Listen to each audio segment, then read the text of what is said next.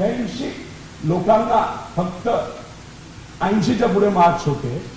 मग ते प्रमाण 24 मध्ये 63 वर आलं, 25 मध्ये 66 वर आलं, 24 मध्ये ते 43 वर आलं. मग आम्ही म्हणलं की अरे बाबा 23 मध्ये असं काय गडबड झाली, याच्या खोलात आपण जाऊ, कारण का हे आकडे पडत चाललेले आहेत. मग आम्ही याच्या खोलात गेलो, पुढे गेलो. आता हे 10वी मध्ये सुद्धा आम्ही ते बघितलं. 20 मध्ये 10वी मध्ये 80च्या पुढे असणारे 100 पैकी 100 होते, 100 पैकी 100, 22 ला 98 होते. नंतर हा आकडा पडत गेला पुढे. म्हणजे याच्यावर कुठे ना कुठेतरी कळतं की 10वीचे मार्क्स, 11वीचे मार्क्स आणि 12वीचे मार्क्स हे महत्वाचे होते. आणि जो खरंच 11वी 12वी 10वी मध्ये हुशार होता तो सीईटी मध्ये सुद्धा चांगले मार्क्स घेत होता. पण 2023 नंतर काहीतरी गडबड झाली. आता याचा मी जास्त विषय घेणार नाही. हा तुम्हाला माहिती आहे, नगरसेवकाची 2 मुलं, यांना आज मार्क्स वेगळे असले तरी पर्सेंटाइज सेम मिळालं. दोघं एकाच परिवारातले, सेंटर एकच मिळालं. आणि सत्ताधारी नगरसेवकाची मुलांवर ठीक आहे, मी आक्षेप घेत नाही त्यांच्या शैक्षणिकच्या कॅपॅसिटीवर. पण मुद्दा काय की एकच सेंटर, एकाच घरातल्या व्यक्तीला ते असं कसं होऊ शकतं. कारण का अनेक व्हिडिओ तुम्ही ऑडिओ बघितलेले आहेत, त्याच्या सेंटर बद्दल बोललं जातं, म्हणजे सेंटर मॅनेज केले जातात पुढे. आता हे जेव्हा मी मतदारसंघामध्ये गेलो, तिथे एक मुलगा मला भेटला, त्याचे पालक मला भेटले आणि त्यांनी मला सांगितलं प्रॉब्लेम काय आहे की नॉर्मलायझेशन आणि पर्सेंटाइल याच्यामध्ये घोळ केला जातो, याच्यामध्ये फसवणूक केली जाते. एमपीएससी मध्ये नॉर्मलायझेशन असतं आणि सीईटी मध्ये पर्सेंटाइल असतं. या मुलाला 104 मार्क पडले. मग 104 मिळाले 200 पैकी, तर त्याला पर्सेंटाइल कुठं किती मिळाला पाहिजे होतं, 50, 55, 60च्या आसपास.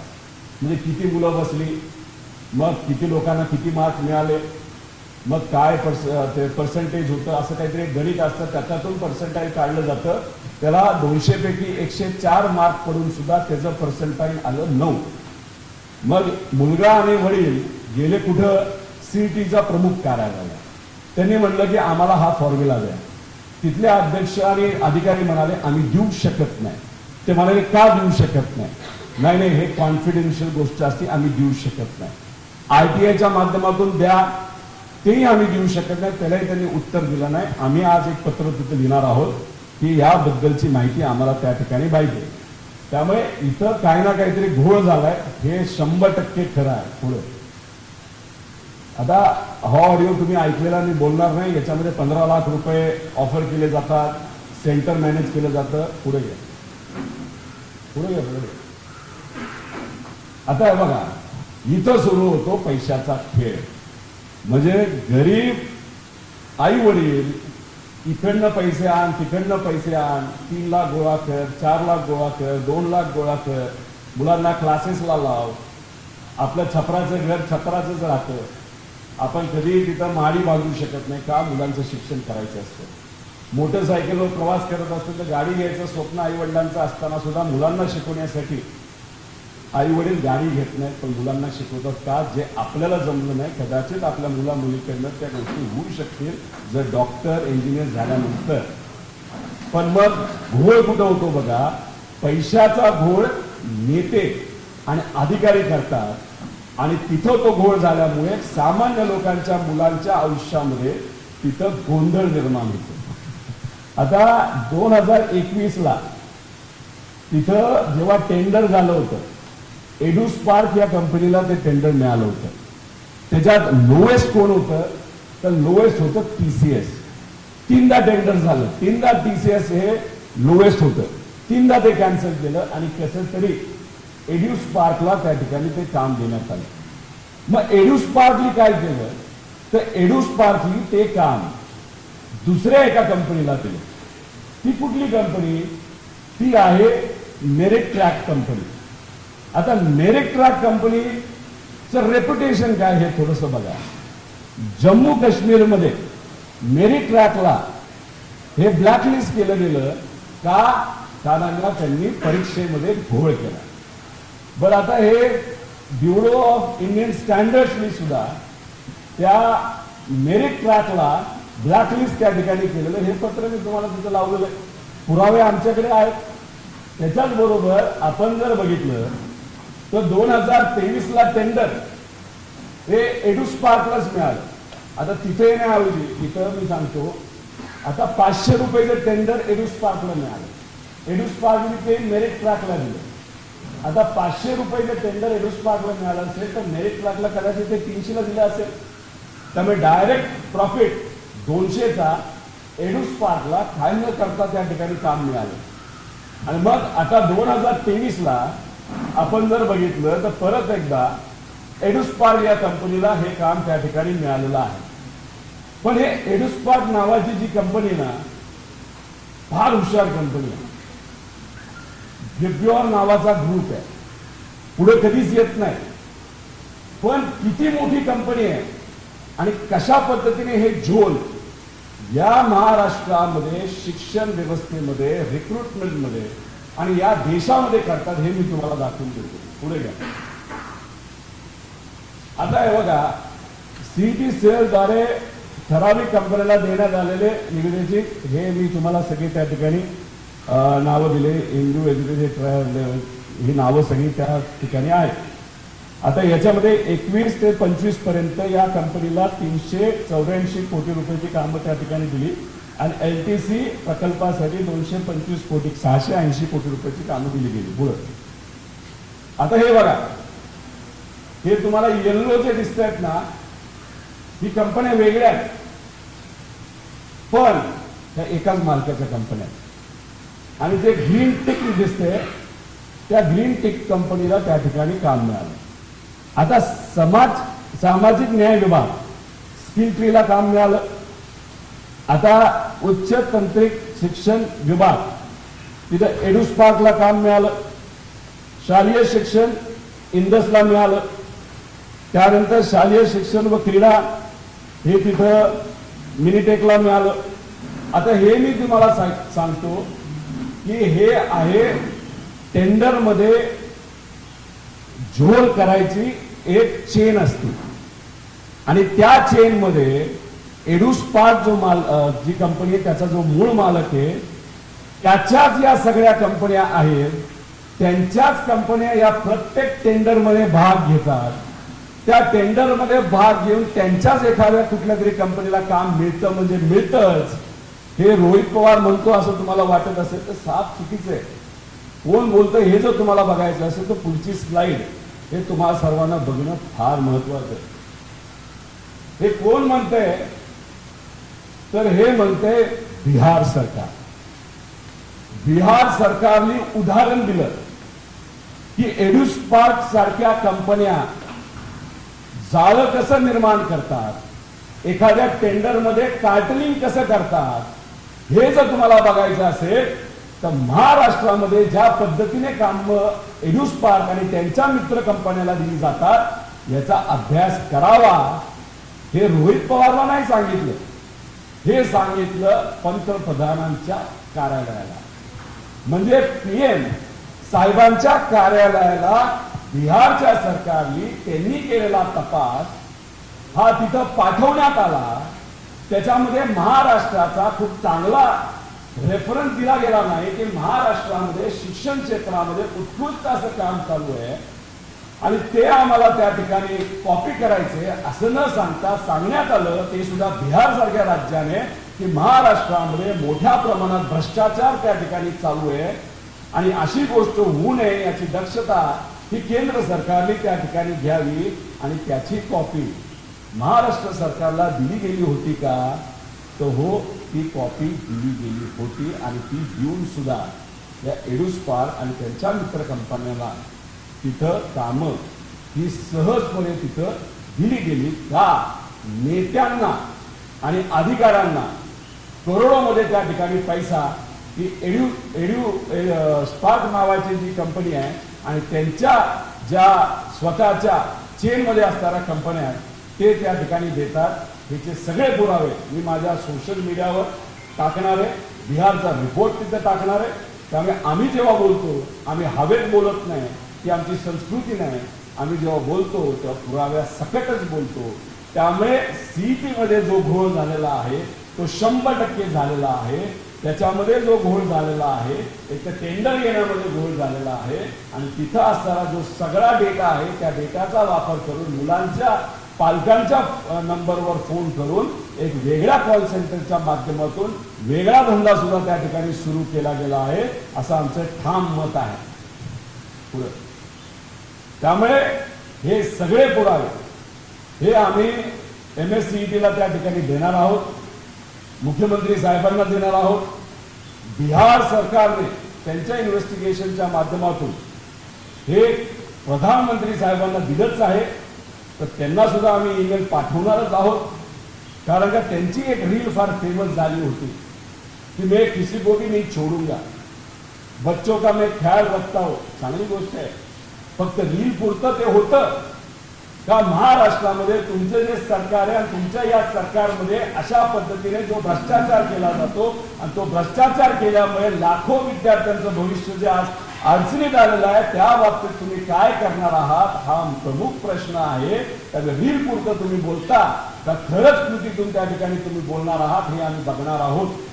आणि काँग्रेसच्या माध्यमातून हा मुद्दा आम्ही राहुल गांधीजींना सुद्धा त्या ठिकाणी देणार आहोत. ते सुद्धा पार्लमेंटमध्ये ते मुद्दे घेतील नाही घेतील हे मला सांगता येणार नाही, पण शेवटी प्रयत्न करणं ही आमच्या सगळ्यांची जबाबदारी आहे. आणि पुढच्या काही दिवसांमध्ये MPSCचा मुद्दा, त्याच्याबरोबर CETचा हा मुद्दा आणि शिक्षणाचे इतर मुद्दे ज्याच्यामध्ये मोठ्या प्रमाणात भ्रष्टाचार केला जातो, पेपर फुटले जातात, या सगळ्यांसाठी आम्ही एक खूप मोठं आंदोलन नाहीतर मोर्चा हे पुण्यामध्ये त्या ठिकाणी घेणार आहोत. त्यामुळे काही विद्यार्थी संघटनेशी आमचं बोलणं झालेलं आहे. आमच्या अध्यक्षांशी सुद्धा चर्चा झाल्यानंतर शशिकांत शिंदे साहेबांनी आम्हाला सांगितलेलं विद्यार्थ्यांचा कुठलाही मुद्दा असला तरी त्यामध्ये आपला पक्ष हा 100% त्या ठिकाणी उतरणार म्हणजे उतरणार. त्यामुळे आमचा पक्ष राजकीय हितातून नाही पण फक्त सामाजिक विचारातून त्या मोठ्या मोर्चामध्ये उपस्थित राहणार, सहभाग घेणार, पाठिंबा देणार. त्याच्याबरोबर काँग्रेसला आम्ही विनंती करू, उद्धव ठाकरे साहेबांच्या पक्षाला आम्ही विनंती करू, इतरही बाकी मित्र पक्षाला, जानकर साहेबांचा पक्ष आहे, भाई जयंत पाटील साहेबांचा पक्ष आहे, इतरही पक्षाला विनंती करू. आणि जे काही सामाजिक कार्यकर्ते आहेत जे स्वतःच्या आउटफिटच्या माध्यमातून सामाजिक दृष्टिकोनातून युवांच्या बाबतीत लढतात, ज्याच्यामध्ये अभिजित भाऊ दिपके आहेत, त्यांना आम्ही त्या ठिकाणी विनंती करू. कारण हा लढा का एका पक्षाचा नाही, हा लढा सगळ्यांचा आहे.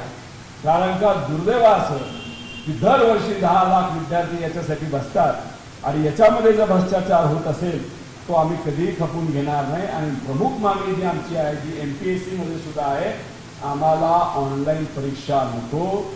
आमच्या CETच्या परीक्षा हे 7 वर्षापूर्वीपर्यंत या ऑफलाईन OMRच्या माध्यमातून घेतल्या जात होत्या. शिक्षकांचं तेच मत आहे, विद्यार्थ्यांचं तेच मत आहे, पालकांचं ते मत आहे. जेव्हा ऑफलाईन होतं तेव्हा कुठलाच पेपर त्या ठिकाणी फुटत नव्हता, भ्रष्टाचार होत नव्हता, पर्सेंटाईल मनाला वाटेल तसं वाढवलं जात नव्हतं. ऑनलाईन गेल्यापासूनच याच्यात भ्रष्टाचार सुरू झालाय आणि याच्यात त्या ठिकाणी काळबेरं सुरू झालेलं आहे. त्यामुळे आमची ही मागणी असणार आणि ती मागणी आम्ही जे MSCETचे प्रमुख आहेत त्यांना सुद्धा त्या ठिकाणी करू. आणि जर या सगळ्या मागण्या मान्य नाही झाल्या तर मग मोर्चा काढल्याशिवाय आमच्याकडे दुसरा कुठलाही पर्याय त्या ठिकाणी नाही. त्यामुळे गरिबांचं, सामान्य लोकांचं भवितव्य हे नीट राहावं आणि त्यांच्या मुलामुलींना चांगली संधी मिळावी. आणि पैसा असेल तरच तुमच्या मुलाला चांगलं पर्सेंटाईल मिळेल. पैसा असेल तो जर तुम्ही खर्चायला तयार असेल तरच तुमचा मुलगा नाही तर मुलगी अधिकारी होऊ शकेल. पैसा असेल तर नीटमध्ये चांगले मार्क मिळतील. पैसा असेल तर तुमचा मुलगा इंजिनियर बनू शकतो.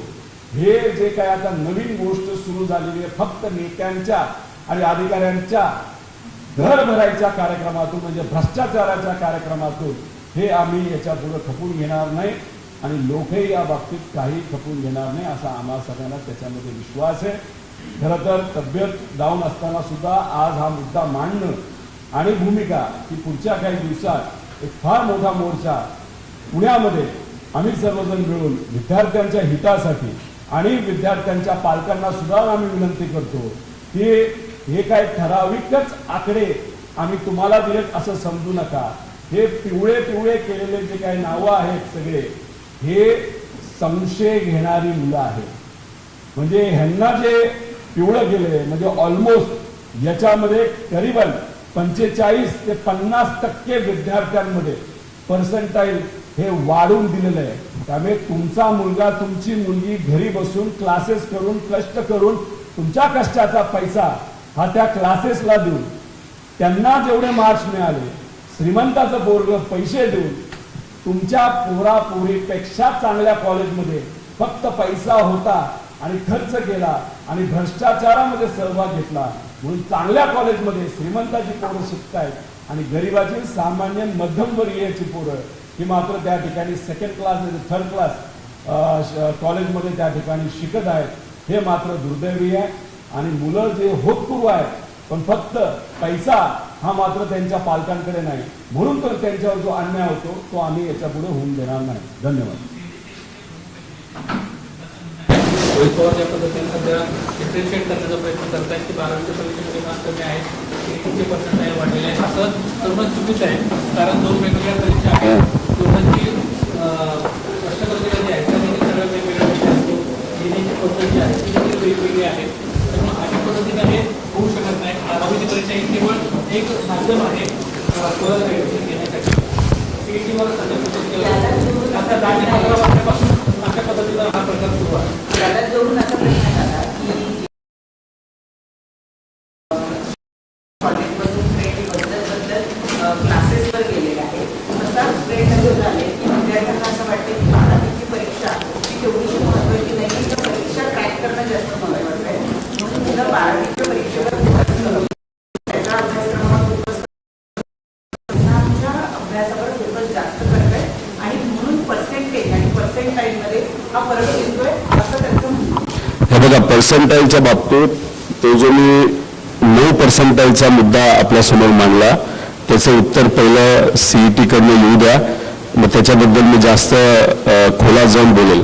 राहिला प्रश्न सातत्याने त्या ठिकाणी बोललं जातं की अरे मुलं आता 11वी 12वीकडे एवढं लक्ष देत नाही, ते डायरेक्ट सीईटीचा विचार करत असतात, त्याचा अभ्यास तिथं करत असतात. एक गोष्ट आपण सगळ्यांनी समजून घेतलं पाहिजे, जो सीईटीला सिलेबस आहे तो 11वी 12वीचाच सिलेबस असतो. आता 11वी 12वीचा पेपर 2 तासाचा एक पेपर असतो, फिजिक्सचा पेपर 2 तासाचा, त्यानंतर मॅथ्सचा पेपर 2 तासाचा. सब्जेक्ट लिमिटेड असतात, म्हणजे मॅथ्समधले जे काही असतात ते येतात, फिजिक्सचे येतात, कॉम्प्लिकेटेड काहीच नसतं. जेव्हा आपण सीईटी देतो त्याच्यामध्ये वेळ मर्यादा असते. तो वेळ संपला की लगेच सब्जेक्ट बदलतो, वेळ संपला की लगेच दुसरा सब्जेक्ट येतो. म्हणजे सीईटी मध्ये जर आपल्याला चांगले मार्क्स मिळवायचे असतील तर तुम्हाला सुपर स्मार्ट त्याच्यामध्ये लागतात. आता उदाहरण घेऊ आपण मॅथ्सचं. आता 11वी 12वी मध्ये मी मॅथ्समध्ये हुशार आहे, कारण मी 11वी पासूनच सीईटीची तयारी तिथं सुरू करतो. मग मी 11वीला जेव्हा मॅथ्सच्या पेपरला बसतो, माझ्या समोर जेव्हा पेपर येतो तेव्हा मी असं म्हणतो का अरे जाऊ दे, आता मी क्लास लावलेला आहे, मला सगळे येतात, आता मला वेळ नाही, 40 मार्क्सचा मी सोडवतो आणि मी घरी निघून जातो. असं होत नसतं. तिथं आपण पूर्ण पेपर देत असतो आणि त्या पद्धतीने त्या ठिकाणी आपल्याला मार्क मिळत असतात.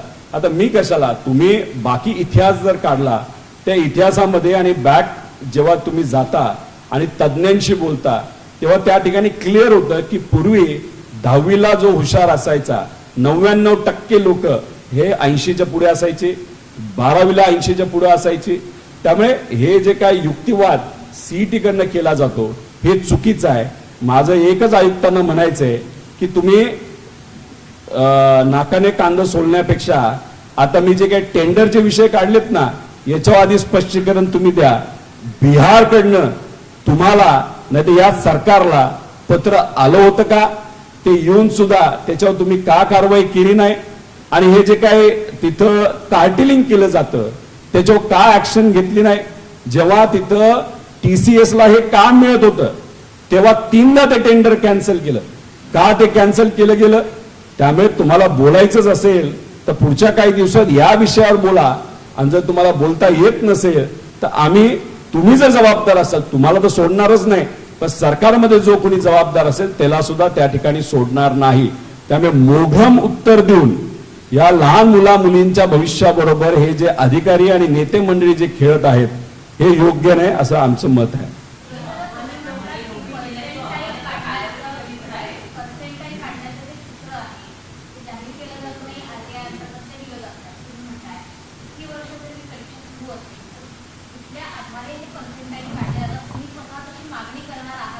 आता हे बघा, तुम्हाला एक जाणवलं असेल, माहिती असेल, छत्रपती संभाजीनगरमध्ये मी एक फार विद्यार्थ्यांबरोबर आम्ही सगळ्यांनी मिळून एक फार मोठं आंदोलन केलं होतं.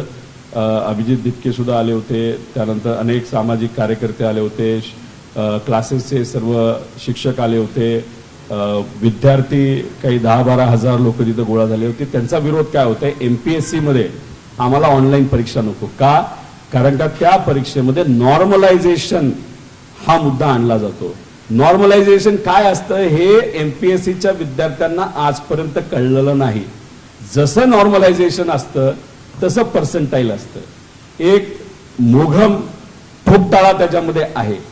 तर आपल्याला त्याच्यात खोलात जाऊन ते बघावं लागलं. तर पूर्वी कसं व्हायचं, जेव्हा OMR ची परीक्षा दिली जात होती, OMR म्हणजे काय, पेपर असायचा, 4 गोल असायचे, ते पेन्सिलनी काळं करायचं एका गोलमध्ये, ते उत्तर तुमचं. तर त्यावेळेस तिथं 200 मार्कचा पेपर असायचा. तुम्हाला 150 मार्क्स जर मिळाले नाही तर 200 200 मिळाले तर तुम्हाला 100% मार्क्स मिळाले. तुम्हाला 100 मिळाले तर 50% मार्क्स मिळाले, 200 पैकी 100. त्यामुळे ते जास्त सोपं होतं. इथे तुम्ही पर्सेंटाईल आणि हे सगळं फॉर्म्युला आणल्यामुळे आणि याच्या संदिग्धता कन्फ्युजन आणल्यामुळे ऑब्जेक्शन घ्यायला कुणी जात आहे तर त्यांना हे पर्सेंटाईलचं भूत दाखवलं जातं आणि बिचारे हे गरीब पोरं आणि त्यांचे पालक तिथून परत त्या ठिकाणी निघून येतात.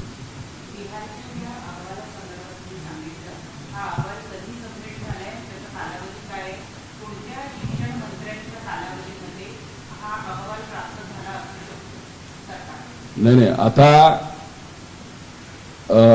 मार्च 2026 ला हा अहवाल आलाय आणि महाराष्ट्राचा स्पेशल रेफरन्स ह्याच्यामध्ये आहे. म्हणजे मार्च 26 हा कदाचित इथं आपल्या या सरकारला त्या ठिकाणी त्यांनी अहवाल पाठवला असावा, कॉपी पाठवली असावी आणि प्राईम मिनिस्टर ऑफिसला डायरेक्ट अहवाल त्या ठिकाणी पाठवलेला आहे. म्हणजे मार्च म्हणजे एप्रिल, मे, जून, जुलै 5-6 महिने झाले. पण या बाबतीत आतापर्यंत सरकारने काय कारवाई केली हे आपल्याला बघावं लागेल. आता परत एकदा टेंडर काढण्याची प्रक्रिया त्या ठिकाणी सुरू झालेली आहे. त्यात तर आम्ही खास लक्ष घालणारच आहे. पण आमचं मत आहे आणि पालकांचं मत आहे, पूर्वी जशी पद्धत असायची तशी पद्धत तुम्ही परत अवलंबा. म्हणजे तिथं ऑफलाईन परीक्षा तुम्ही त्या ठिकाणी घ्या, म्हणजे कुठलाच घोळ त्याच्यामध्ये नको.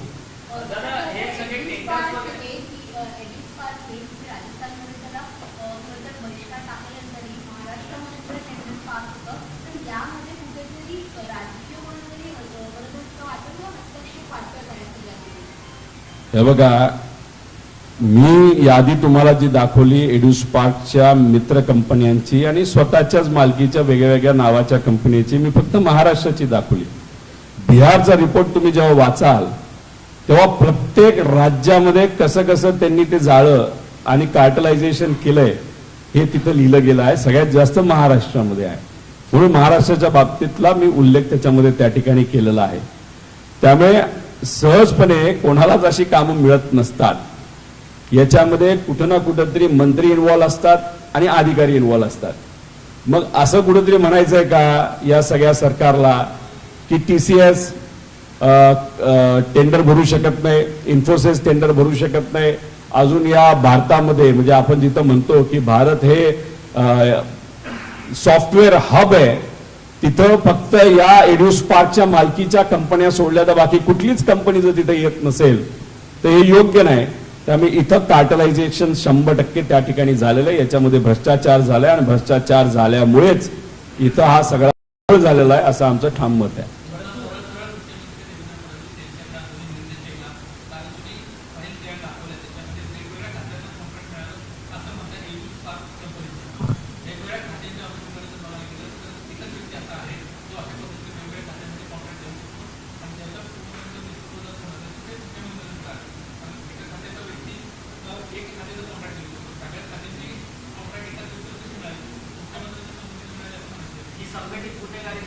नाही नाही, हे बघा आता याच्यामध्ये ती स्लाइडवर जा रे.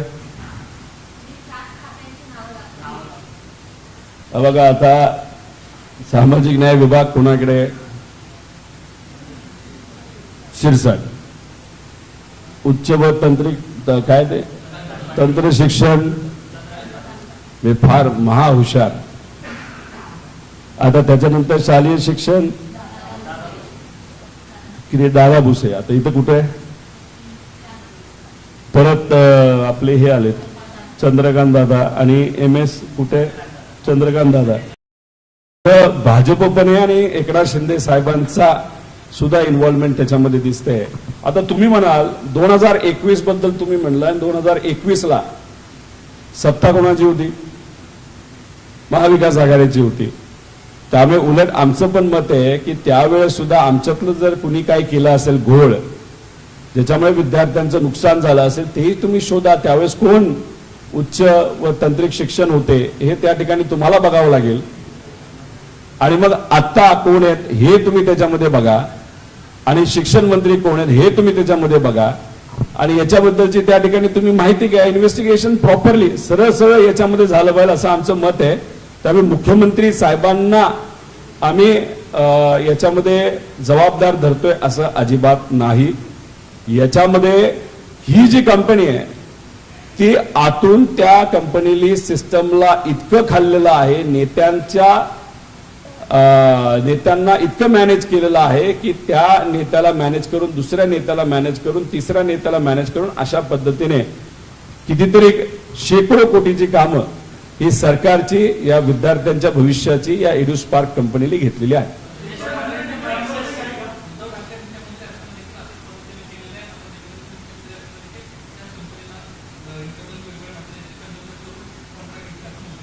आमचं मत आहे की मंत्री हा निर्णय घेत असतो त्या विभागाचा.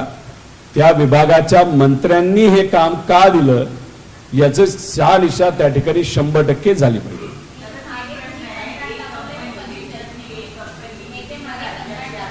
आत्ताची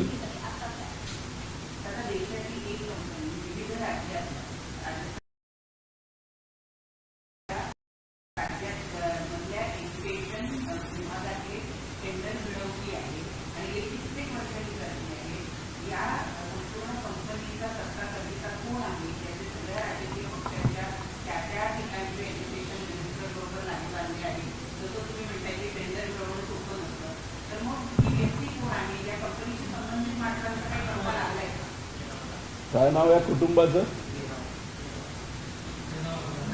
केरावाला. आता केरावाला कुटुंब आहे, आता ते कोणाचे काय माहित. आणि आधी कसं आहे आम्ही जेव्हा आक्षेप घेतो त्यावेळी पुरावे सकटच बोलतो. त्यामुळे याच्यामध्ये सगळ्यांनी नोंद घ्यावी.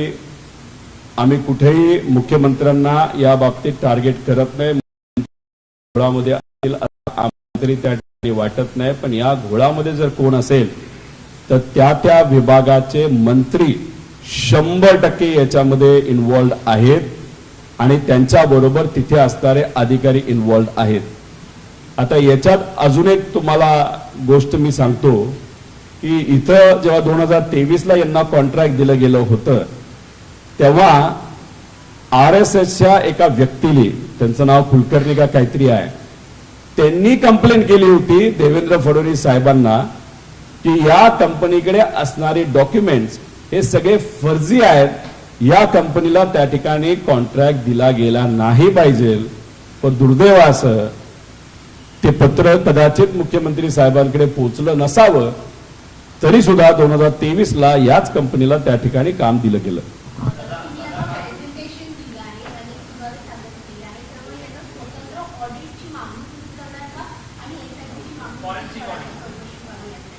ताई कसं आहे, SIT कोण स्थापन करणार? तर सरकार स्थापन करणार. SIT मध्ये अधिकारी कुठले असणार? राज्य सरकारचे असणार. राज्य सरकारला जे योग्य वाटतात ते त्या ठिकाणी टाकणार.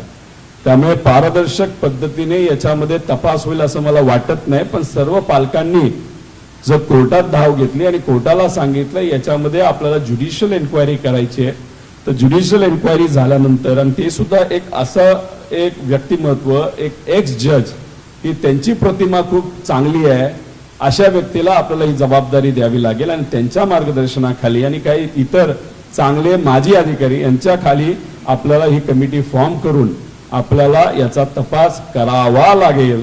कारण का 10 लाख विद्यार्थी दरवर्षी ही परीक्षा त्या ठिकाणी देत असतात. शिक्षणाच्या बाबतीत आणि सीईटीच्या बाबतीत अजून कुठला प्रश्न आहे का?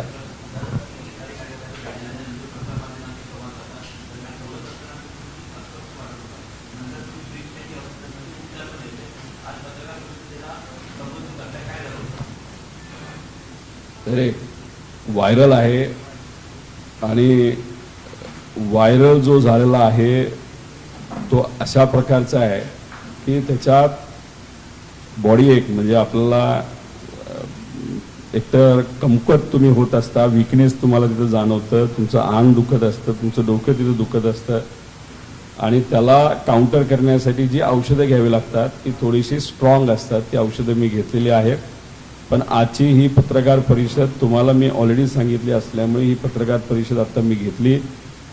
उद्या जे मी CID माझा पुरावा घेऊन जाणार होतो आणि बंटी पाटील साहेब सुद्धा खरं तर आज येणार होते, पण त्यांना काहीतरी पर्सनल इमर्जन्सी आल्यामुळे ते पोचू शकत नाही. तर ते सुद्धा MPSCच्या बाबतीत पाठपुरावा करत आहेत. तर मी आणि त्यांच्याकडनं सुद्धा त्या बाबतीत काय पाठपुरावा केला आहे तोही घेऊन माझा स्वतःचा पाठपुरावा घेऊन मी आता CID कार्यालयाकडे जाईल. त्यांना सगळे डॉक्युमेंट्स देईल.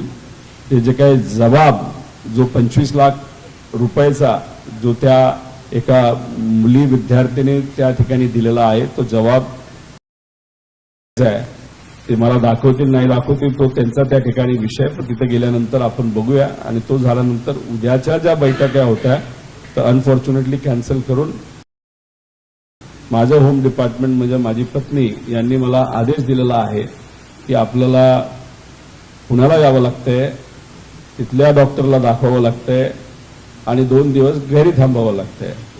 त्यामुळे त्या होम डिपार्टमेंट त्यांचे फोन सुरू आहेत, मुलांचे फोन सुरू आहेत. त्यामुळे त्यांचं आणि डॉक्टरांचं म्हणणं ऐकून पुढचे 2 दिवस मी तिथं 2 ते 3 दिवस मी तिथं विश्रांती घेणार.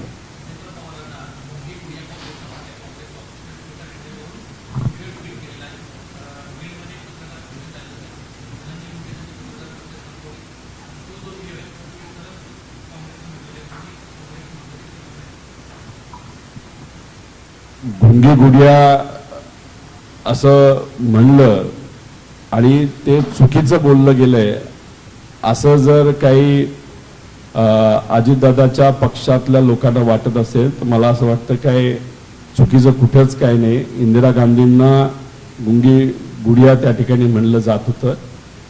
पण महत्वाचं काय की तिथं जेव्हा पत्रकारांशी संवाद साधला जात होता तेव्हा बीडच्या लोकांच्या वतीने एका पत्रकाराने योग्य असा प्रश्न त्या ठिकाणी विचारला होता. तो म्हणजे तिथं म्हणजे बीड जिल्ह्यामध्ये वाढत असणारी गुन्हेगारी. तुम्ही बघितलं असेल तिथं असणारे स्थानिक जे नेते आहेत जे आता तालुक्यापुरते राहिलेले आहेत त्यांनी त्या पत्रकाराला अतिशय वाईट पद्धतीने जसं की काय ते स्वतः एक गुंड आहेत अशा टोन मध्ये गप्प बसायला लावलं, शांत बसायला लावलं आणि सामान्य लोकांसाठी जो विचारलेला प्रश्न आहे गुंडागर्दीच्या बाबतीत तो मुद्दामून दाबला. कारण का बहुतांश बीड जिल्ह्यातले गुंड हे त्या नेत्याच्याच परिचयाचे आहेत. त्यातला मोठा गुंड हा जेलमध्ये जाऊन बसलाय, तो कधीच बाहेर निघणार नाही, पण त्याची पिलावळ छोटी छोटी गुंडाची अजून बाहेर आहे आणि तेच त्या ठिकाणी धुळघूस घालत आहेत. तोच प्रश्न पत्रकारांनी विचारला. माझं तर पत्रकारांना विनंती आहे तुम्ही सर्वांनी या गोष्टीचा निषेध केला पाहिजे की पत्रकारांनी योग्य प्रश्न विचारून सुद्धा गुंडासारखी दमदाटी करून पत्रकारांचा आवाज हा त्या ठिकाणी दाबण्याचा प्रयत्न हा मुंडेंकडनं त्या ठिकाणी झाला.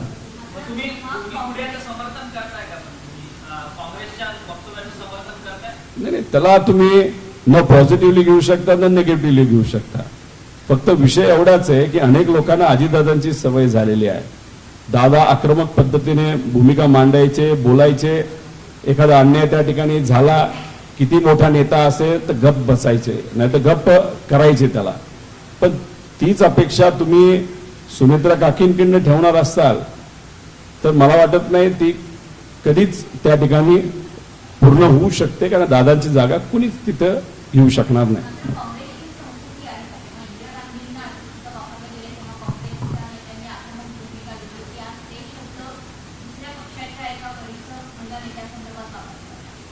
हे बघा, पूर्वी इंदिरा गांधीजी जेव्हा शांत असायच्या, नाहीतर कुठेतरी कदाचित माझं वाचन कमी आहे, कदाचित मी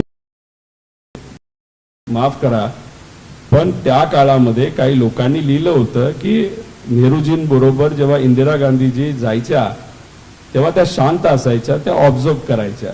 आणि लिहिणाऱ्या लोकांनी लिहिलं होतं की गुंगी गुडिया म्हणजे शांत, आणि काही लोकांनी भाषणाच्या माध्यमातून सुद्धा त्या गोष्टीचा उल्लेख केला होता. पण जेव्हा त्या पदाची जबाबदारी इंदिरा गांधीजींवर आली, या देशामध्ये आजपर्यंत जे कोणी प्रधानमंत्री झालेले आहेत सगळ्यात उत्कृष्ट काम जवाहरलाल नेहरू साहेबांनंतर जर कोणाचं असेल तर ते इंदिरा गांधींचं आहे. आणि इंदिरा गांधींनंतर मग बऱ्याच लोकांचा नंबर त्याच्यामध्ये लागतात.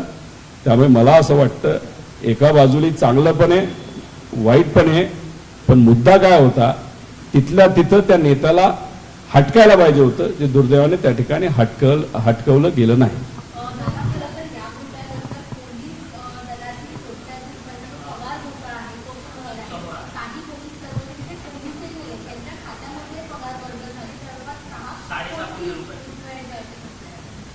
काय झालंय, इतके मुद्दे निघायला लागलेले आहेत, कुठल्या कुठल्या मुद्द्याला हात घालू हेच आता आम्हाला कळत नाहीये.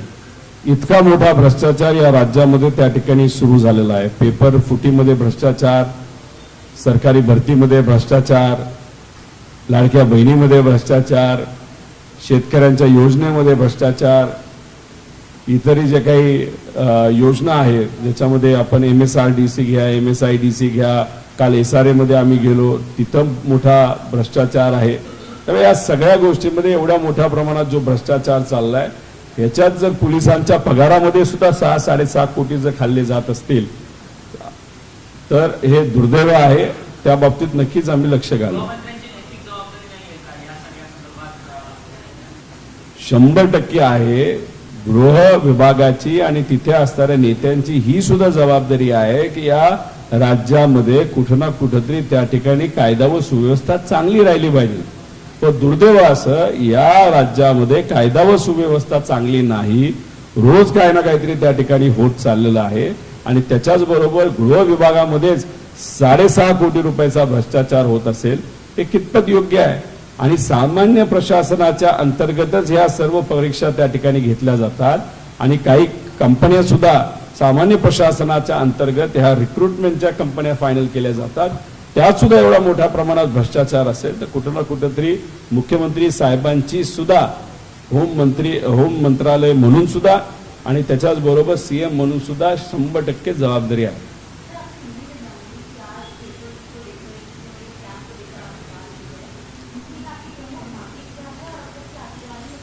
देखो, CET के बारे में मैंने इस प्रेस कॉन्फ्रेंस के माध्यम से बहुत सारे प्रूफ ऐसे दिए हैं कि जिसमें ये पता चलता है कि CET में महाराष्ट्र में जो CET JEE जो केंद्र सरकार की होती है, वैसे हमारे यहाँ पे CET होती है. उसमें जो एग्जाम ली जाती है उसमें जो सॉफ्टवेयर इस्तेमाल किया है, उस सॉफ्टवेयर को प्रोवाइड करने वाली जो कंपनी है EduSpark, उस कंपनी में बहुत बड़ा वहां पे करप्शन एंगल है.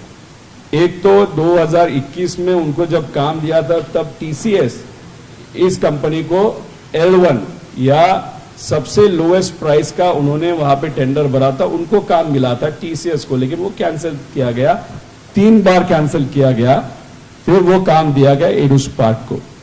उसके साथ 2023 को उनके पास क्वालिफिकेशन न थे न कुछ था, तब भी उनको 2023 को काम दिया गया. लेकिन अभी एक नई इंफॉर्मेशन सामने आई है कि बिहार सरकार ने एक इंटरनल इंक्वायरी की थी और इंटरनल इंक्वायरी करते वक्त उन्होंने महाराष्ट्र सरकार का वहां पे एग्जाम्पल दिया था, जहां पे उन्होंने बोला है कि महाराष्ट्र सरकार में एडुस्पार्क नाम की एक कंपनी है, उसके सिस्टर कंसर्न्स है, उन्हीं के और ज्यादा कंपनियां हैं जो कार्टेलिंग वहां पे करती है, और कार्टेलिंग करने के कारण वहां पे उनको बहुत बड़े बड़े कॉन्ट्रैक्ट वहां पे मिलते हैं। अभी हमारा जो कहना है कि ये जो परसेंटाइल का विषय है, वहां पे 100% मैनिपुलेशन हो रहा है, वहां पे भ्रष्टाचार हो रहा है, पैसा लेके वहां पे परसेंटाइल बढ़ाया जा रहा है। एक तो उसमें ये सॉफ्टवेयर कंपनी इन्वॉल्व है, अधिकारी भी इन्वॉल्व हो सकते हैं, ये हमको देखने की जरूरत है। बहुत सारे टीचर्स हमको मिले, क्लासेस के टीचर्स हमको मिले, जो स्टूडेंट्स हैं उनके पेरेंट्स भी हमको मिले, और उन्होंने कहा कि पहले जमाने में करीबन 7-8 साल पहले OMR बेस्ड मतलब ऑफलाइन बेस्ड एग्जाम ये सीईटी की होती थी, तब कोई भ्रष्टाचार वहां पे नहीं होता था। जब से ऑनलाइन चालू हो गया वहां पे भ्रष्टाचार चालू हो गया। उसी के साथ जब 10th के मार्क्स, 11th के मार्क्स, 12th के मार्क्स हम जब भी देखते हैं 2022 तक जो 10वीं में होशियार है 80% के आगे है, जो 11वीं में 80% के आगे, 12वीं में 80% के आगे, जो फर्स्ट 100 मेरिट लिस्ट होती है सीईटी की, उनके वहां पे सब 80% के आगे होते थे। लेकिन 2023 से अनफॉर्चुनेटली वो जो फिगर है वो धीरे धीरे गिरते गया। मतलब कहा ना कहा तो भी लोगों का कहना ये हो गया कि पढ़ने से अच्छा है कि किसी ऐसे एजेंट से हम मिले, बात करें जो हमारा परसेंटाइल बढ़ा सकता है। इसीलिए कुछ दिनों में हमारे अध्यक्ष शशिकांत शिंदे जी है, उनके मार्गदर्शन में बाकी जो पक्ष है, मित्र पक्ष है, और कुछ सामाजिक संगठन, हम सब मिलके पुणे में एक बहुत बड़ा वहां पे आंदोलन या मोर्चा वहां पे निकालेंगे, जिसमें एक तो सीईटी का मुद्दा हम लेंगे, उसी के साथ प्राध्यापक भर्ती का मुद्दा हम लेने वाले, उसी के साथ हम एमपीएससी का ऑनलाइन ऑफलाइन का मुद्दा लेने वाले, एमपीएससी का जो पेपर फूटा था वो मुद्दा लेने वाले। मतलब बेसिकली स्टूडेंट्स के एंगल से जो जो मुद्दे हम ले सकते वो सब मुद्दे हम पुणे के मोर्चा में वहां पे लेने वाले हैं।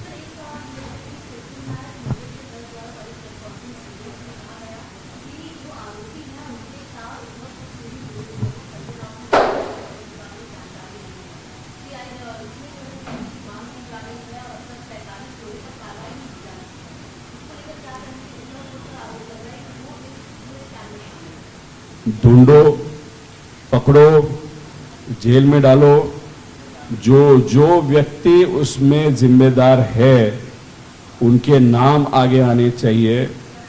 कोई किसी पक्ष का है या कौन किसी के पास है वो देखने की जरूरत नहीं, क्योंकि चोर या क्रिमिनल को न जात होती है, न धर्म होता है, न कोई पार्टी होती है।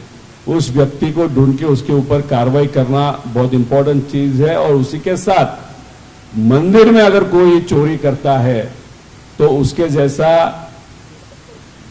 गंदा मनुष्य आपको कहां पे भी नहीं मिलेगा। लेकिन ये जो मुद्दा है कि आप यहाँ पे श्री सिद्धिविनायक मंदिर के बारे में बात कर रहे हो, उसी के साथ एक सबसे बड़ा प्रश्न मुझे ये भी पड़ रहा है कि जहां पे 1500 करोड़ रुपए का चोरी हुआ था, मतलब अपने प्रभु श्री राम जी का जो अयोध्या का मंदिर है उसके बारे में चर्चा क्यों बंद हो गई? क्योंकि वहां पे भी कार्रवाई जिस तरीके से होनी चाहिए वो नहीं हुई। एसआईटी स्टेट गवर्नमेंट ने वहां पे की, सीआईडी, सीबीआई, ईडी, ये तो बी टीम है भाजपा की, तो वहां पे भी कुछ प्रॉपर बाहर आएगा ऐसे हम सबको नहीं लगता। पैसा तो लोगों का, गरीबों का वहां पे गया, और वो भी श्रद्धा और आस्था से जो पैसा वहां पे दिया था गरीबों ने, वो वहां से खा लिया, डाला। अगर आप देखो बिहार में उसका इम्पैक्ट बीजेपी को दिखा। उसी के साथ जब आप मध्य प्रदेश में देखोगे तो भाजपा को लगा कि कांग्रेस की सीट है, भाजपा कैसे भी आएगी। लेकिन उज्जैन के पवित्र मंदिर के पास सीएम जी वहां के जो भाजपा के, उन्होंने वहां पे लैंड बैंक खरीदी, तो उसका इम्पैक्ट वहां पे आया। मतलब युवा और ये जो भ्रष्टाचार मंदिर के विषय में भाजपा के और उनकी संगठन उन्होंने जो किया है वो लोगों को अच्छा नहीं लगा, तो ये अभी टाइम भाजपा के खिलाफ है और ये सिर्फ शुरुआत है, आगे देखो क्या क्या होता है।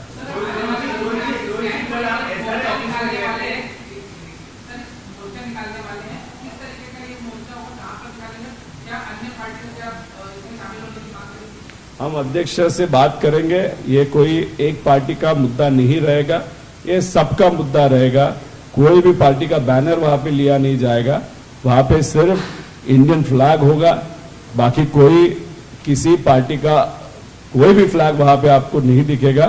ये कॉमन लोगों का, बच्चों का ये मोर्चा रहेगा। सर, आप SRA ऑफिस में गए थे, वहां पर आपने महेंद्र कल्याण की बात 5,000 करोड़ रुपए का आपने आरोप लगाया कि वहां पर 2 अधिकारियों ने घोटाला किया। घोटाला क्या है, उसकी जानकारी दीजिए। ये 5,000 करोड़ सिर्फ एक लैंड के बारे में आप बात कर रहे हो।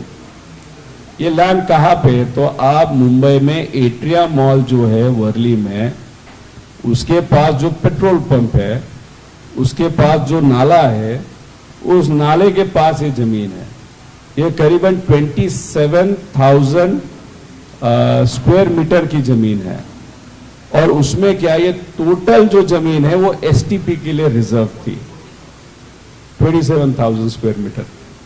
अब ये 27,000 स्क्वायर मीटर से, उसमें से इन 2 अधिकारियों ने, जिसका नाम वो मिटकर है और डीबी पाटिल, इन्होंने क्या किया, तो उसमें से 10,000 स्क्वायर मीटर ये जमीन एक बिल्डर को इंटरनल पेपर वर्क बना के वहां पे ट्रांसिट कैंप के लिए वहां पे दिया, which actually is not allowed. और उस वक्त बीएमसी ने पत्र लिखा था एसआरए को कि आप ये जमीन दे नहीं पाओगे क्योंकि यहां पे रिजर्वेशन 27,000 स्क्वायर मीटर एसटीपी है। उन्होंने किया, फिर ये जब विषय कोर्ट में गया तब कोर्ट ने एसआरए के जो प्रमुख है उनको बताया है कि इनके ऊपर आप कार्रवाई करो, पर अनफॉर्चुनेटली 6-7 महीना हो गया, फरवरी में वो निकाल दिया गया था। अभी तक वो मिटकर पे और डीबी पाटिल तो रिटायर भी हो गया, उन दोनों पे वहां पे कार्रवाई नहीं हुआ।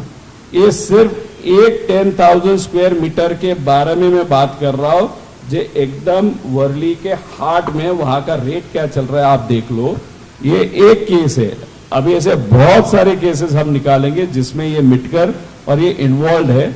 इसीलिए हमने कल जो एसआरए के कमिश्नर है उनको वहां पे बोला है कि आगे के कुछ दिनों में अगर आपने इन दोनों के ऊपर कार्रवाई नहीं किया जिस तरीके से कोर्ट ने कहा है, नहीं तो फिर हम 10 दिन के बाद ऐसी ही प्रेस कॉन्फ्रेंस उस विषय के बारे में लेंगे और उसमें कौन कौन जिम्मेदार है वो लोगों को वहां पे बताएंगे।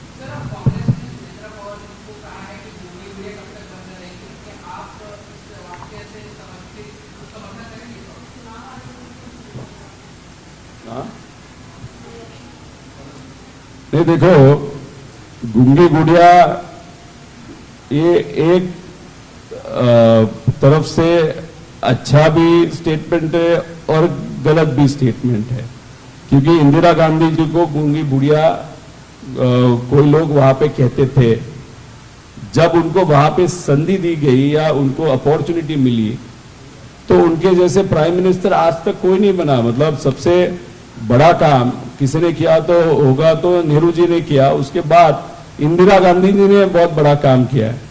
तो आप पॉजिटिवली भी ले सकते हो, नेगेटिवली भी ले सकते हो, लेकिन सबसे इंपॉर्टेंट चीज क्या है कि वहां पे, मतलब बीड जिला में वहां पे जब मीटिंग चल रहा था तब अच्छे पत्रकार ने वहां के बीड के जिला के लोगों के तरफ से वहां पे जो कायदा व सुव्यवस्था है वो जो खराब होती जा रही है बीड में, उसके बारे में प्रश्न पूछा। जो ताई के साथ, मतलब सुनेत्रा बहनी के साथ जो वहां पे नेता बैठे थे, उन्होंने जिस तरीके से उस पत्रकार को शांत किया वो गलत था। अगर दादा वहां पे होते तो वहां वही के वही उस नेता को शांत कर देते, लेकिन दादा है, दादा के साथ कोई भी कंपेयर नहीं कर सकता। वहां पे अगर टोका जाता, बोला जाता तो बहुत सही मैसेज पत्रकारों को जाता, लोगों को जाता। अनफॉर्चुनेटली वो टोकना या बोलना, ये सुमित्रा काकी को वहां पे नहीं जमा।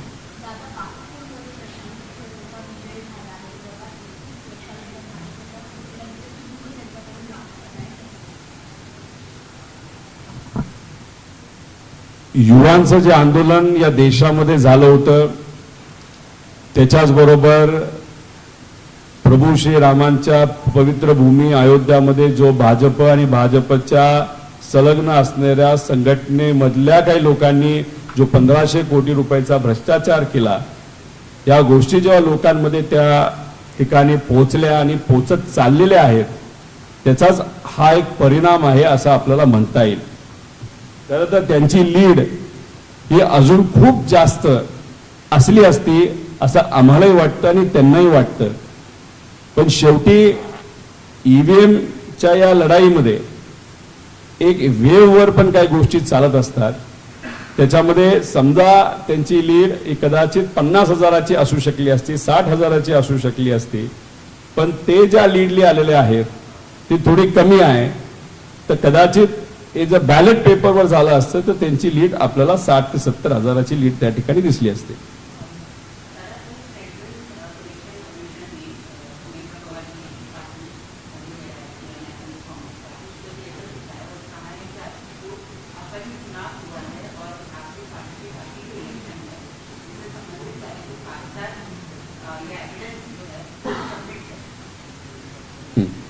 इलेक्शन कमीशन आप सबको मालूम है भाजपा की बी टीम है। जब भी हम इलेक्शन कमीशन को पत्र लिखते हैं तब कभी भी हमको उसका उत्तर नहीं आता। अपॉइंटमेंट और सुमोटो वहां पे, सुमोटो मतलब उनको किसी ने वहां पे कंप्लेन की, तो सुमित्रा काकी को अगर वहां पे इलेक्शन कमीशन का वहां पे पत्र दिया गया होगा तो एक तो इलेक्शन कमीशन ये प्रोएक्टिव हो गया ऐसे हम कह सकते हैं, या भाजपा ही कहा ना कहा तो भी वहां पे अजित दादा के पक्ष को वहां पे कैसे ना कैसे तो भी तोड़ने की वहां पे कोशिश कर रहे हैं, ऐसे वहां पे बाहर से वहां पे दिख रहा है।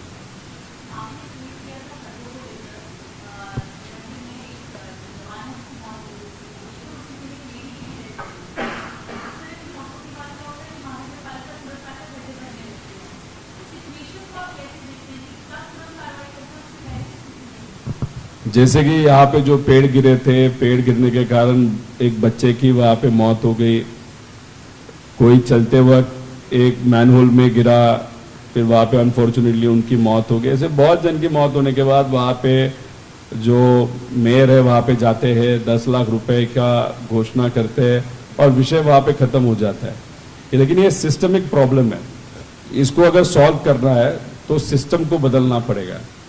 उसी के साथ अगर ये रोड का विषय है, आप सबको मालूम है कि एक तो बारिश में आपको वहाँ पे खड्डा भरना या वो वहाँ पे जो टार इस्तेमाल करना वो नहीं हो सकता, लेकिन आप सिर्फ लोगों को दिखाने के लिए वहाँ पे वो करते हो और एक आध बारिश आता है वो निकल जाता है।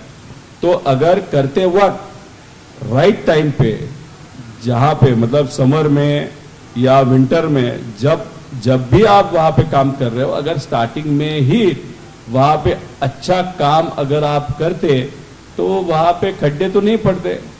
तो शायद इस राज्य के बहुत बड़े नेता ये भी कहेंगे कि खड्डे पड़ना बहुत अच्छी चीज है क्योंकि उससे ड्यूरेबिलिटी पता चल जाती है, लेकिन ड्यूरेबिलिटी के नाम पे जो लोगों का और वो भी कॉमन मैन का वहां पे जो मृत्यु होता है उसके लिए कौन जिम्मेदार है? 100% सरकार जिम्मेदार है।